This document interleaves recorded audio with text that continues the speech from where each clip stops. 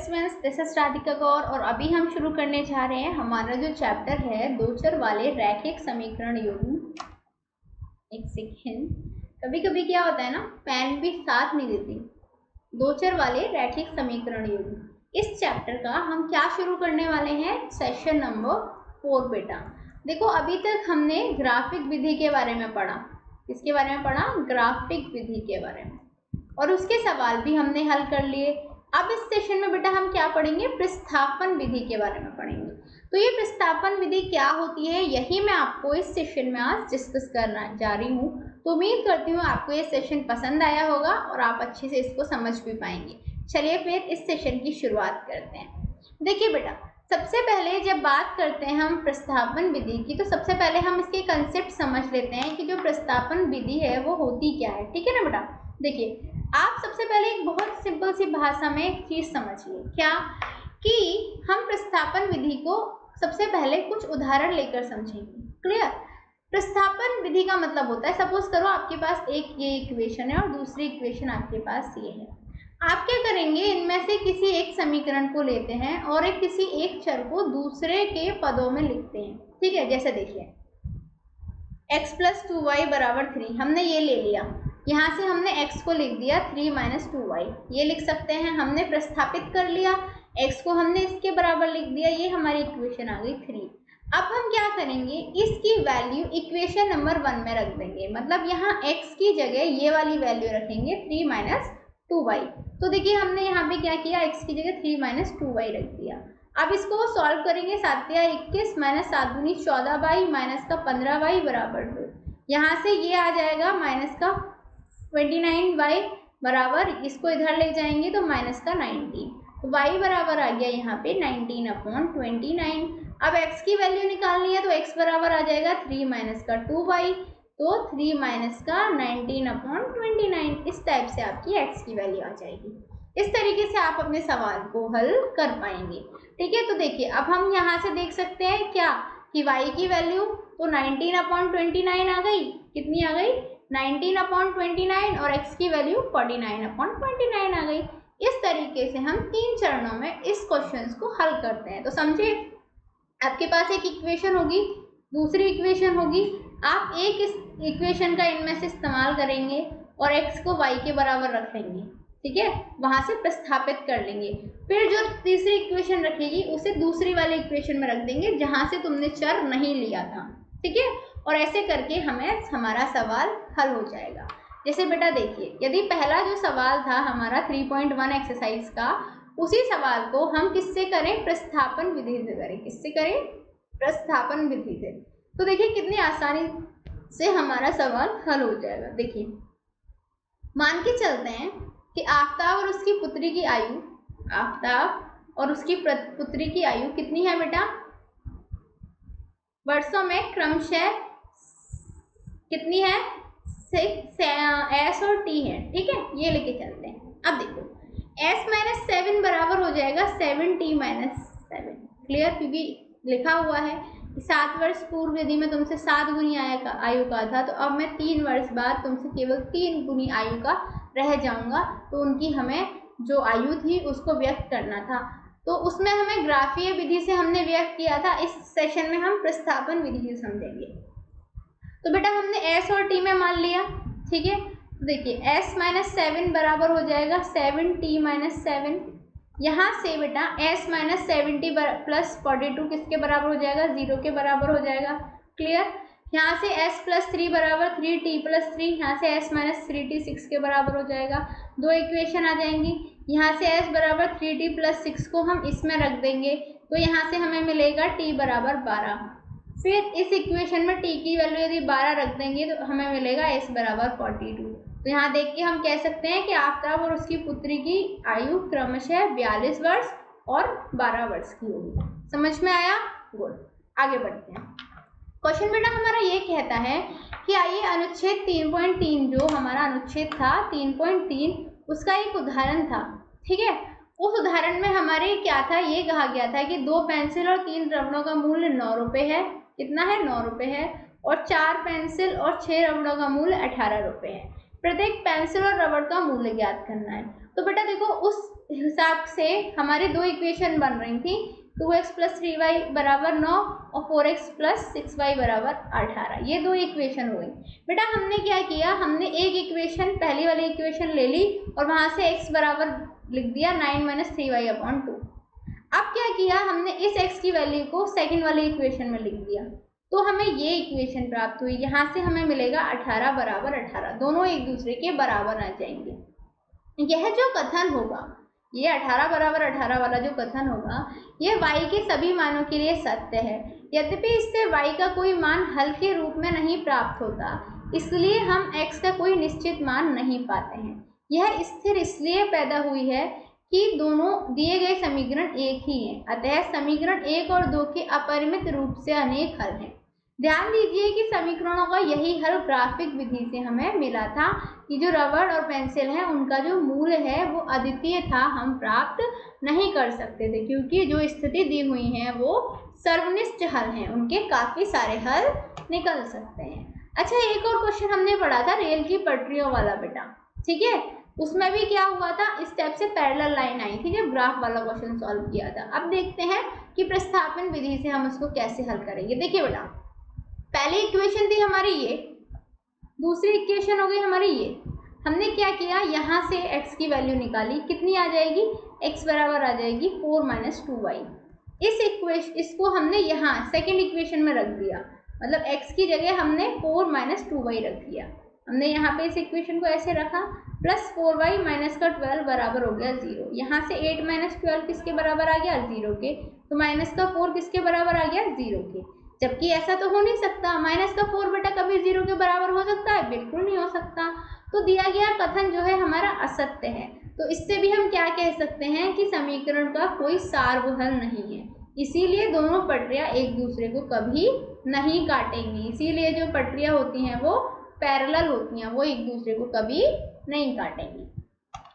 चलो बेटा, अब ये तो हमारी नॉर्मल सी बात हो गई, ठीक है, ये हमने देखा कि किस तरीके से हम अपने सवालों को हल कर सकते हैं। अब हम बेटा यहाँ पे ये देखेंगे कि यदि हमारे पास दो समीकरण दी गई हों तो हम कैसे प्रतिस्थापन का इस्तेमाल करते हुए अपनी जो भी समीकरण हैं उनमें x और y की वैल्यू ज्ञात कर सकते हैं, ये यहाँ पे हम पढ़ने वाले हैं। देखिए बेटा, x + y बराबर 14 पहली समीकरण ये दी रखी है, x - y बराबर 4 दूसरी समीकरण ये दी रखी है। अब देखो, यदि हमारे पास एक समीकरण ये है और दूसरी समीकरण हमारे पास ये है, हम क्या करेंगे, पहली समीकरण से देखो y बराबर 14 - x ये लिख सकते हैं और इसको हम दूसरी समीकरण में रख सकते हैं, मतलब x - 14 - x बराबर 4। यहाँ से बेटा क्या आ जाएगा, x - 14, ठीक है, माइनस का माइनस प्लस का x बराबर 4। यहाँ से हमारा बेटा 2x बराबर आ जाएगा 4 + 14, 2x बराबर आ जाएगा हमारा 18, x बराबर आ जाएगा हमारा 9। जब हमारा x 9 आ गया तो अब हम क्या करेंगे, इसके मान को इस इक्वेशन में रख देंगे पहली वाली में, तो मतलब x + 9 बराबर 14।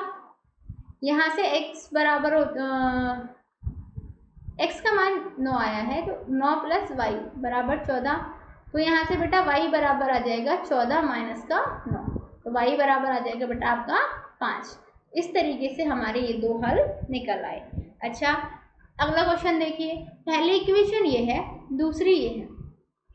पहली इक्वेशन से हम लिख सकते हैं s बराबर 3 + t और इसको हम दूसरी इक्वेशन में रख सकते हैं, ठीक है, इस तरीके से।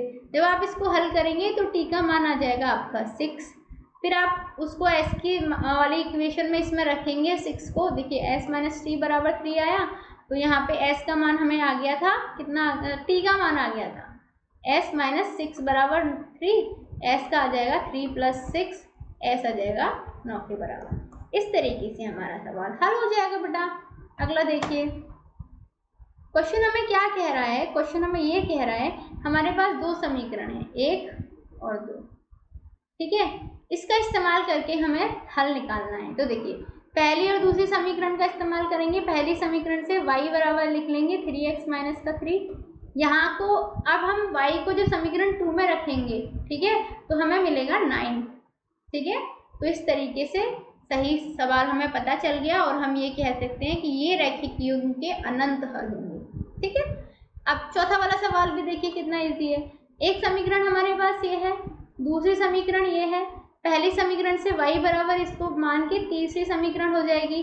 अब y की वैल्यू हम समीकरण 2 में रख सकते हैं, तो हमें x की वैल्यू ज्ञात होगी 2। ठीक है, ये तो अब आपको समझ में आ गया ना कैसे वैल्यू रखनी है। ये तो आप कैलकुलेशन तो खुद कर सकते हो ना, मुझे तो सिर्फ इतना समझाना है कि ये सवाल कैसे हल हो रहा है। यदि मैं कैलकुलेशन कराऊंगी बेटा तो एक सेशन आपका 1 घंटे का हो जाएगा, इसलिए मैं आपको ये बताऊंगी कि ये सवाल कैसे हल होगा और आप कैलकुलेशन वाला कंसेप्ट जो है खुद करेंगे। चलिए, तो जब x बराबर 2 आ गया तो y बराबर यहाँ पे 3 आ जाएगा। कैसे? जब x की वैल्यू हम इक्वेशन 3 में रखेंगे तो x की वैल्यू आपकी आ जाएंगी 2 और y की आ जाएगी आपकी 3। क्लियर बेटा?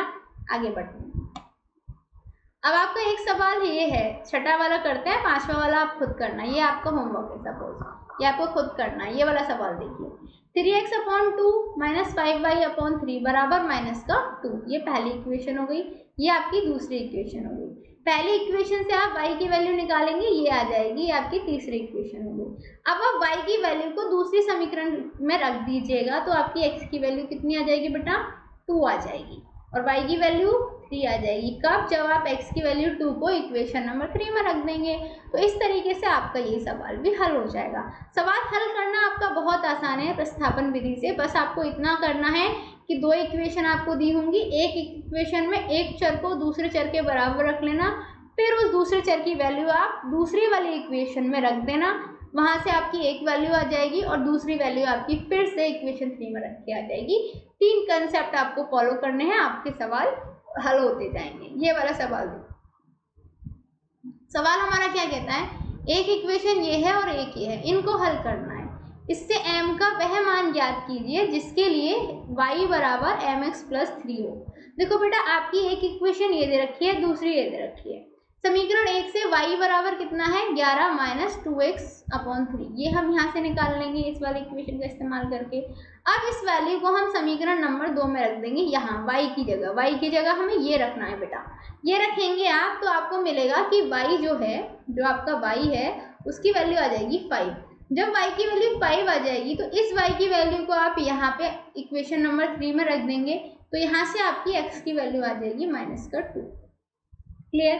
अब देखिए, y बराबर mx + 3 में x का और y का मान, तो देखिए 5 बराबर -2m + 3, यहाँ से m बराबर आ जाएगा -1।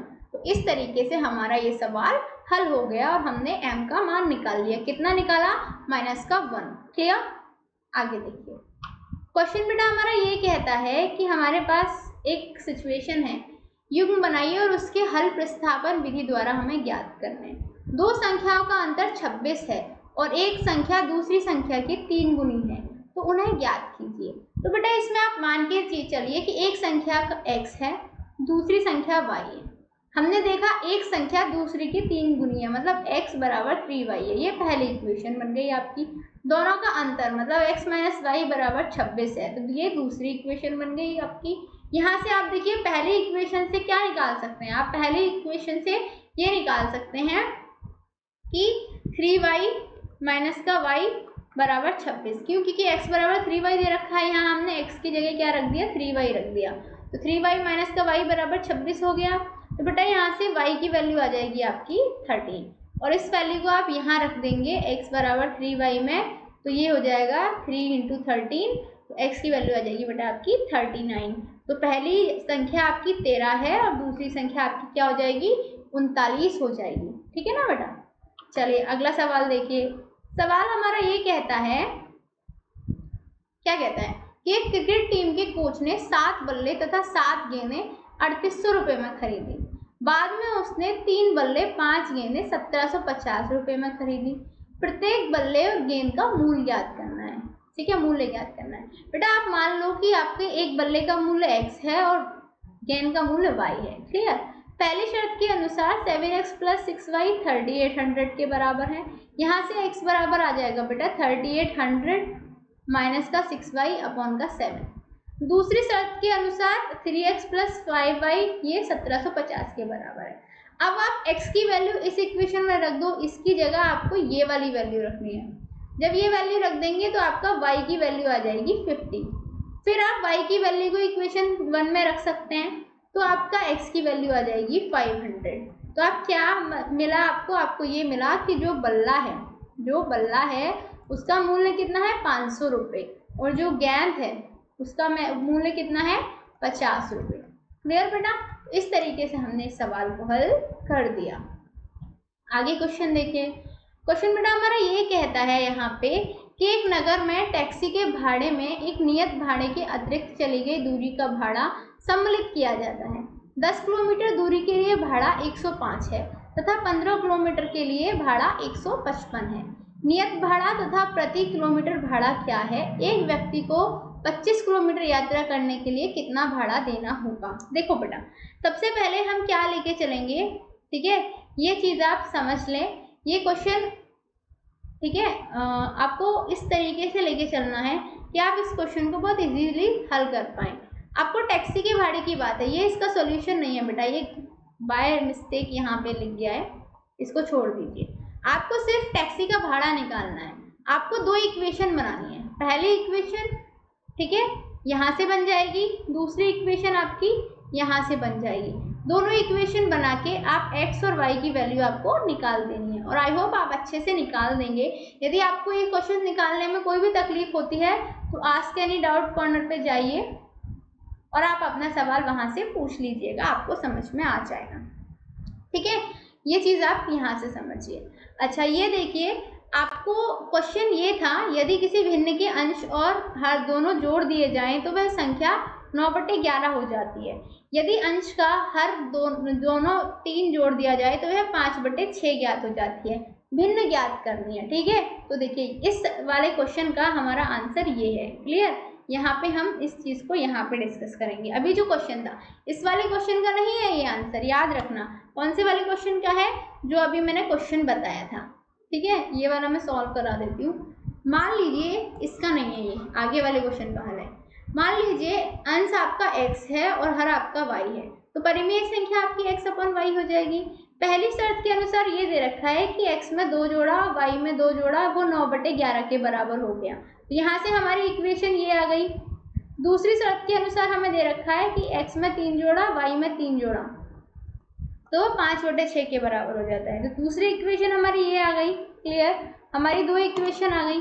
अब हम क्या करेंगे कि समीकरण इसके मान का इस्तेमाल करेंगे, ठीक है।